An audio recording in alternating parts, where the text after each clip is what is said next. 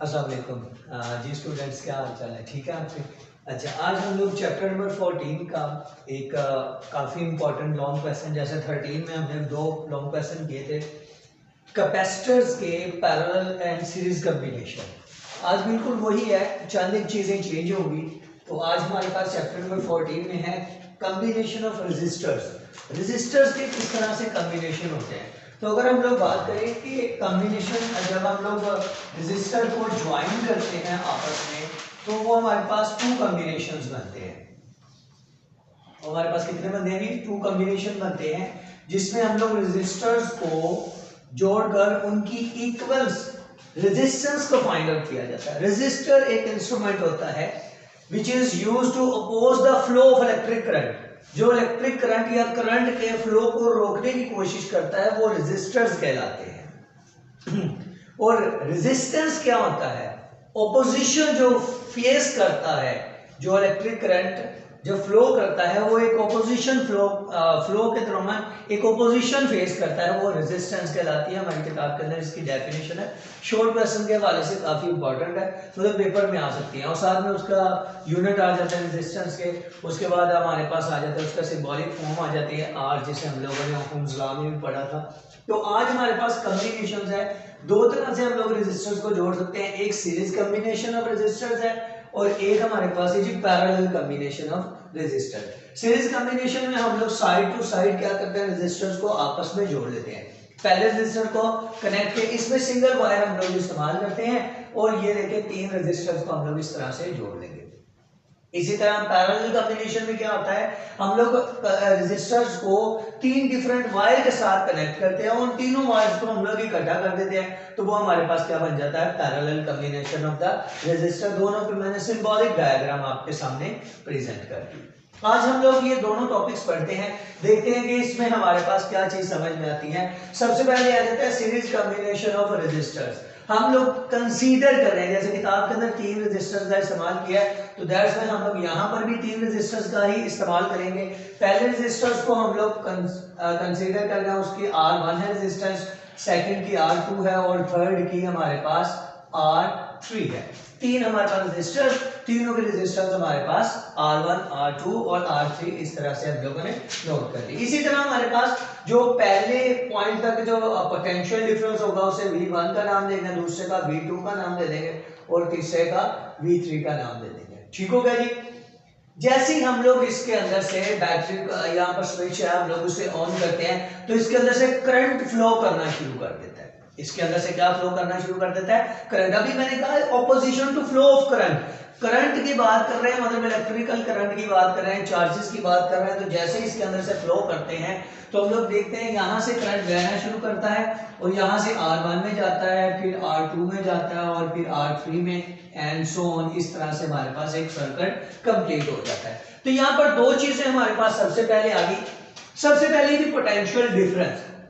इसके अंदर जो हमने बैटरी से प्रोवाइड किया कुछ पोटेंशियल डिफरेंस, वो क्या कहलाता है? जो बैटरी का पोटेंशियल डिफरेंस है वो V के बराबर ले लिया।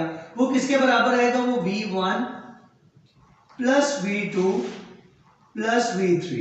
इसका क्या मतलब है जी? अभी हम लोग इस चीज को समझते हैं कि जैसे जितना हमने 100 वोल्टेज यहां से पोटेंशियल डिफरेंस प्रोवाइड किया, जैसे ही वो बैटरी के सर्किट में से फ्लो करता है, R1 पर जाकर थोड़ा सा कंज्यूम हो जाता है, फिर R2 पे जाकर थोड़ा बहुत कंज्यूम हो जाता है, फिर R3 पर जाकर कंज्यूम हो जाता है और इसी तरह सर्किट कंप्लीट हो जाता है। इसका मतलब ये हुआ कि जो बैटरी का पोटेंशियल है वो किसके बराबर होगा? रेजिस्टर R1 का पोटेंशियल प्लस रेजिस्टर R2 का पोटेंशियल प्लस रेजिस्टर R3 का पोटेंशियल। इस तरह इन तीनों का जो सम अप होता है वो किसके बराबर होता है? बैटरी के पोटेंशियल डिफरेंस के बराबर आ जाएगा। ये हमारे पास पहला इसके अंदर पॉइंट। साथ में आप इसकी स्टेटमेंट भी लिख सकते हैं, ये जो मैंने अभी बताया कि पहले रेजिस्टर का पोटेंशियल डिफरेंस जमा दूसरे रेजिस्टर का पोटेंशियल डिफरेंस और तीसरे रेजिस्टर का पोटेंशियल डिफरेंस, सबका सम अप किसके बराबर होता है? Potential difference of the battery जो हम लोगों ने कनेक्ट किया सर्किट में। इसी तरह जब हम लोग इलेक्ट्रिक करंट की बात करते हैं, कहते हैं कि जो इलेक्ट्रिक करंट बैटरी से मिलता है वो किसके बराबर होता है? पहले रेजिस्टर पर इलेक्ट्रिक करंट वो किसके बराबर होता है? दूसरे रेजिस्टर के इलेक्ट्रिक करंट के वो किसके बराबर होता है? तीसरे रेजिस्टर के इलेक्ट्रिक करंट के। ऐसे अज्यूम करते हैं यहां से 100 स्टूडेंट्स हैं, इलेक्ट्रिकल चार्जेस स्टूडेंट्स के बराबर है, तो यहां से वो निकले हैं, रास्ता एक ही है, तो सारी जगहों पर R1 पर भी वो सारे के सारे गुजरेंगे, R2 से भी वो सारे के सारे गुजरेंगे, R3 से भी सारे के सारे गुजरेंगे, और एट द एंड बैटरी में उन्होंने वापस आना है। इसका मतलब हुआ कि स्टूडेंट के लिए सिर्फ एक पाथ है, इसलिए सारी जगहों पर R1 पर, R2 पर, R3 पर, हर जगह पर उनकी वैल्यू क्या होगी, बराबर होगी। कितनी होगी? जितने इस बैटरी से हम लोगों ने स्टूडेंट को फ्लो करवाया, मतलब चार्जेस को फ्लो करवाया, मतलब इलेक्ट्रिक करंट को फ्लो करवाया। तो इसका मतलब है बैटरी का इलेक्ट्रिक करंट किसके बराबर होगा? फर्स्ट रजिस्टर पर इलेक्ट्रिक करंट बराबर है किसके? सेकंड रजिस्टर के इलेक्ट्रिक करंट के बराबर किसके है? थर्ड रजिस्टर के इलेक्ट्रिक करंट के बराबर हो जाएगा। मतलब इसमें कोई हमारे पास इतने कोई मुश्किल वाली बात है, सिंपल सा है, पाथ एक है, इसलिए करंट जो है वो डिस्ट्रीब्यूट नहीं होगा। इसी तरह आगे हम लोग ओहम्स लॉ यूज करते हैं, बाय यूजिंग ओहम लॉ।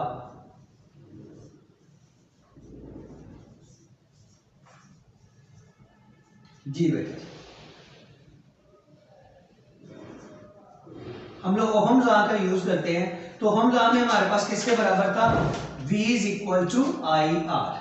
ये हम लोगों ने ओहम्स लॉ को बड़ी डिटेल में इससे पहले भी हम लोगों ने टॉपिक पढ़ा है, तो बस ये आप लोगों ने याद रखना है कि V किसके बराबर होता है? आई आर के बराबर होता है। अभी हम लोग इसकी तरफ वापस आ जाते हैं, हमारे टॉपिक की तरफ आ जाते हैं कि जो बैटरी का पोटेंशियल डिफरेंस है हम लोग कंसीडर करते हैं। This is equation number 1। अब इस इक्वेशन को कंसीडर करते हुए हम लोग इसको देखने की कोशिश करते हैं। ये हमारे पास अगर हम लोग इस इक्वेशन में V1 की वैल्यू फाइंड आउट करना चाहिए, V2 की वैल्यू फाइंड आउट, V3 की वैल्यू, तीनों की वैल्यू फाइंड आउट करेंगे, इक्वेशन नंबर 1 में पुट करेंगे तो हमारे पास टोटल पोटेंशियल डिफरेंस आ जाएगा। अभी देखते हैं जरा, देखिएगा हमारे पास सबसे पहले क्या है? V किसके बाय ओहम्स लॉ V किसके बराबर होता है? I R के बराबर होता है। अगर V1 होगा तो वो किसके बराबर होगा? I1 R1, और इसी तरह V2 किसके बराबर होगा? I2 R2, और इसी तरह थर्ड वन V3 किसके बराबर होगा? I3 R3 के बराबर है। ठीक हो गया जी? ये हमारे पास उसकी तीनों की वैल्यूज आ जाएगी by using the Ohm's law. हमने ओहम्स लॉ का इस्तेमाल करा है, लेकिन अभी उससे पहले सेकंड पॉइंट की तरफ आ जाए तो वो किसके? I किसके बराबर? I1 किसके बराबर था? I2 के बराबर था। I2 किसके बराबर था? I3 के बराबर था। और I3 किसके बराबर था? मतलब I के बराबर था। ये सारे इक्वल थे। इसका मतलब है यहाँ से I1, I2 और I3 लिखने की हमें जरूरत नहीं है, तो हम लोग सिंपली हम लोग क्या करेंगे? V1 किसके बराबर है? IR1, V2 किसके बराबर है? IR2, V3 किसके बराबर है? IR3। इसके बाद इसी तरह से हमारी तीनों वैल्यू है। ये V1, V2, V3 तीनों की वैल्यूज हम इक्वेशन नंबर 1 में अगर पुट करें तो हमारे पास इक्वेशन 1 जो थी वो क्या थी? V is equal to V1 plus V2 plus V3।